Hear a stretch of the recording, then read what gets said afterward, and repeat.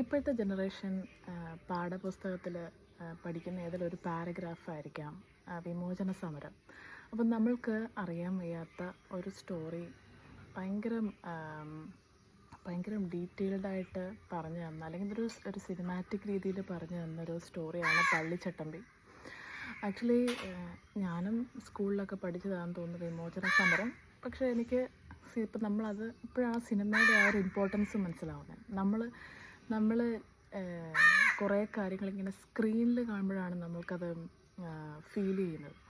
അപ്പോൾ പള്ളിച്ചട്ടമ്പി എന്ന് പറഞ്ഞൊരു സിനിമ, അത് ശരിക്കും പറഞ്ഞാൽ നമ്മൾക്ക് ഓരോരുത്തർക്കും നമ്മൾ തന്നെ കൊടുക്കുന്ന ഒരു ട്രീറ്റാണ്. അപ്പം ഈ സിനിമയിൽ ഞാൻ കണ്ട കുറേ ഫൈറ്റ് സീനുകളുണ്ട്. അപ്പം ഇന്നേ വരെ ഞാൻ കണ്ടിട്ടില്ലാത്ത തരം ടെക്നിക്കാണ് ഫൈറ്റിന് ഉപയോഗിച്ചിരിക്കുന്നത്.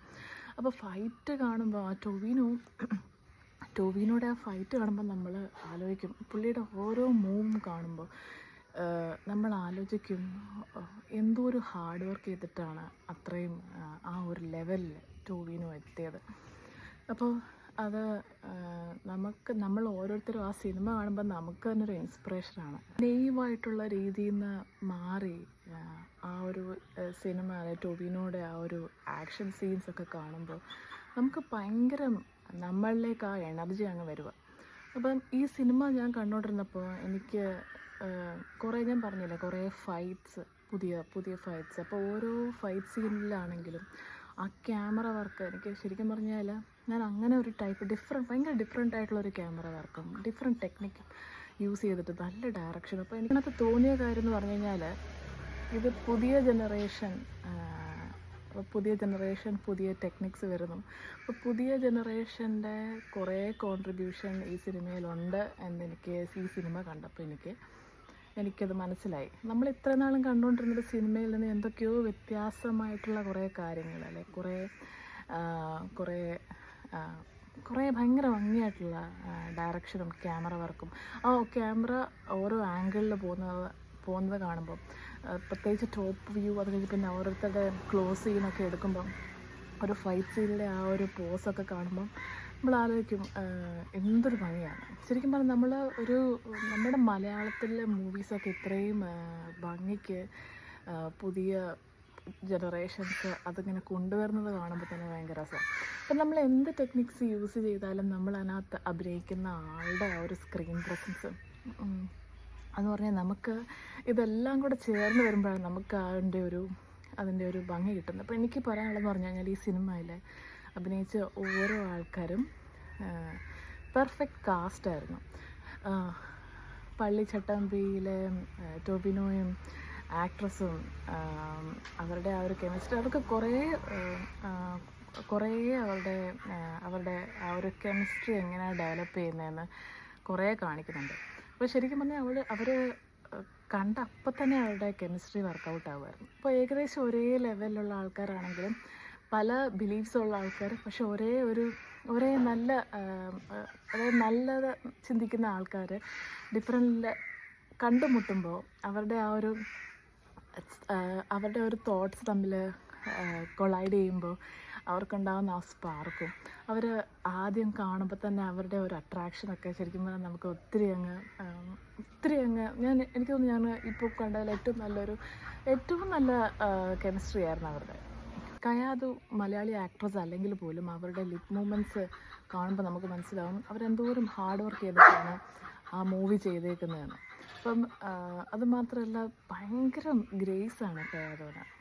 ടൊവിനോ ആണെങ്കിലും ഭയങ്കര മാൻലിയാണ്. അപ്പോൾ അവർ തമ്മിൽ പറയാതെ ആണെങ്കിലും അവർ തമ്മിലുള്ള ആ ഒരു കെമിസ്ട്രി അവരെങ്ങനെയാണ് മുന്നോട്ട് കൊണ്ടുപോകുന്നത്, അവർ രണ്ടുപേരുടെ ആ ഇൻട്രസ്റ്റ്, ആ ഒരു സ്നേഹബന്ധത്തിൽ അവർ കാണിക്കുന്ന ഇൻട്രസ്റ്റൊക്കെ ശരിക്കും പറഞ്ഞാൽ ഇന്നത്തെ ആൾക്കാരൊക്കെ കാണേണ്ടതെന്നാണ് അവരുടെ ഒരു സ്നേഹം.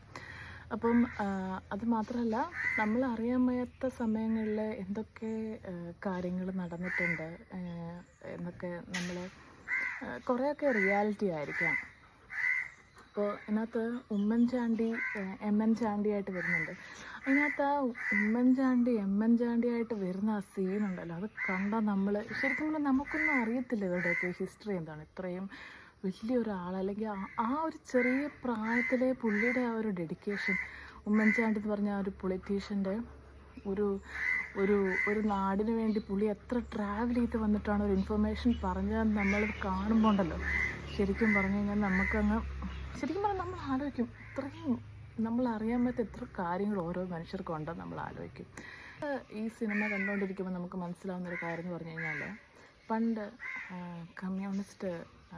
കമ്മ്യൂണിസ്റ്റ് ഭരണം വന്ന സമയത്തും കമ്മ്യൂണിസ്റ്റ് എന്ന് പറഞ്ഞ ഒരു പാർട്ടി വന്ന സമയത്തും എന്തുകൊണ്ടാണ് അവർ വന്നത്, അപ്പം എന്തുകൊണ്ടാണ് ആ പാർട്ടി ഫോം ചെയ്യാൻ കാരണം, എങ്ങനെയാണ് അവരെ ആ ഒരു അതായത് ഇപ്പം ഏറ്റവും കഷ്ടപ്പെടുന്ന ആൾക്കാരായിരിക്കുമല്ലോ പണ്ട് കമ്മ്യൂണിസ്റ്റ് ആയത്.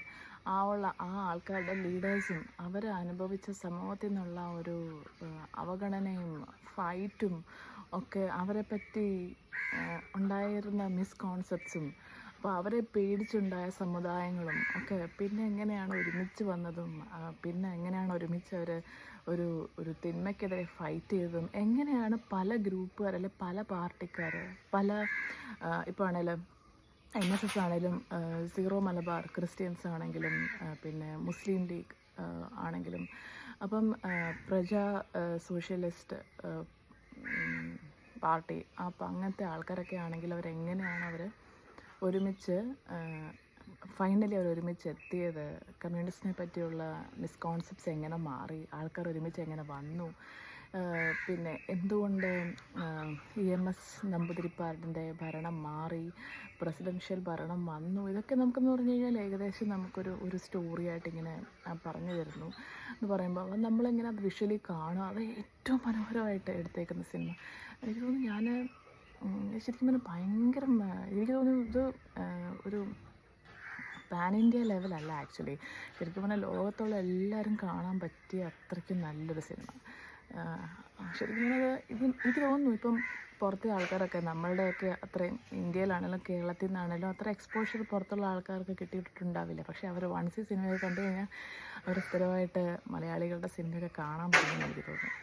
അത്രയ്ക്ക് രസമായിട്ടുള്ള ആക്ടറും ആക്ട്രസും പിന്നെ ബാക്കിയുള്ള സപ്പോർട്ടിങ് ആക്ടേഴ്സും ഓരോ ക്യാരക്ടേഴ്സും അത്രയ്ക്കും ഭംഗിയായിട്ടുള്ള ഡയറക്ഷനും ക്യാമറയും പുതിയ ടെക്നിക്സും ശരിക്കും പറഞ്ഞു കഴിഞ്ഞാൽ ഞാൻ ഭയങ്കര ഇമ്പ്രസ്ഡായി. ശരിക്കും പറഞ്ഞാൽ എനിക്ക് തന്നെ ഒരു ഫെസ്റ്റിവൽ കൊടുത്ത പോലെ ഒരു ഫീലായിരുന്നു. ശരിക്കും പറഞ്ഞാൽ ഈ സിനിമ കാണുമ്പോൾ ഇപ്പോൾ എങ്ങനെയാണ് അവരുടെ എനർജി, സ്ക്രീനിലുള്ള എനർജി എനിക്ക് കിട്ടിയ, അല്ലെങ്കിൽ സിനിമ കാണുന്നവർക്ക് കിട്ടിയ, എൻ്റെ കൂടിയിരിക്കുന്നവർക്ക് കിട്ടിയ എന്നൊക്കെ പറയുമ്പോൾ, എൻ്റെ ഡാഡി ഏകദേശം ഒരു 80 years ആയി. അപ്പോൾ ഡാഡി ഈ സിനിമ കാണാനുണ്ടായിരുന്നു.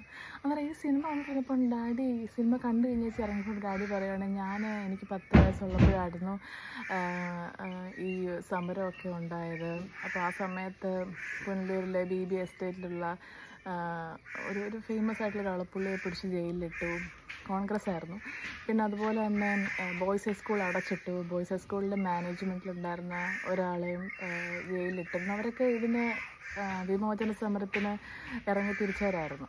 അപ്പം അവരെയൊക്കെ പിടിച്ച് ജയിലിലിട്ടു എന്നൊക്കെ ഇങ്ങനെ പറയുമ്പം, അതുപോലെ ഉമ്മൻചാണ്ടി, അപ്പോൾ അങ്ങനെയൊക്കെ കാണുമ്പോൾ കേൾക്കുമ്പോൾ, അപ്പോൾ ഇത്ര പ്രായമുള്ളവർ വരെ അതിനകത്ത് ഭയങ്കര എക്സൈറ്റഡ് ആയി ആ സിനിമ കണ്ടിട്ട്. അപ്പോൾ അവർക്കിപ്പോൾ ഞാൻ ഡാഡിയോട് പറയുമായിരുന്നു, അപ്പോൾ ഇത്ര പ്രായമായില്ലേ, അന്നേരം പിന്നെ അപ്പോൾ എന്നും ഓരോരോ സിനിമ തിയേറ്ററിൽ പോയി കണ്ടിട്ടത് സന്തോഷമായിട്ട് ഇറങ്ങി വരണമെന്ന്. അപ്പോൾ അത്രയ്ക്കും ഭയങ്കര ഒരു എനർജി പാസ് ചെയ്യാൻ പറ്റിയ ഒരു സിനിമയായിരുന്നു അത്. അപ്പോൾ ഇത് കണ്ടിട്ട് ഞങ്ങൾ ഓരോരുത്തരും സിനിമ കണ്ട ഞങ്ങൾ ഓരോരുത്തരും, ഇപ്പം എൻ്റെ മോനടക്കം, അവിടെ ചെറിയ പിള്ളേരടക്കം പ്രായമായവർ വരെ ഭയങ്കര ഹാപ്പി ആയിട്ട് കണ്ടിറങ്ങിയൊരു സിനിമയായിരുന്നു. അപ്പം ഓക്കെ, അപ്പോൾ നിങ്ങളെല്ലാവരും ഈ സിനിമ തിയേറ്ററിൽ പോയി കാണും.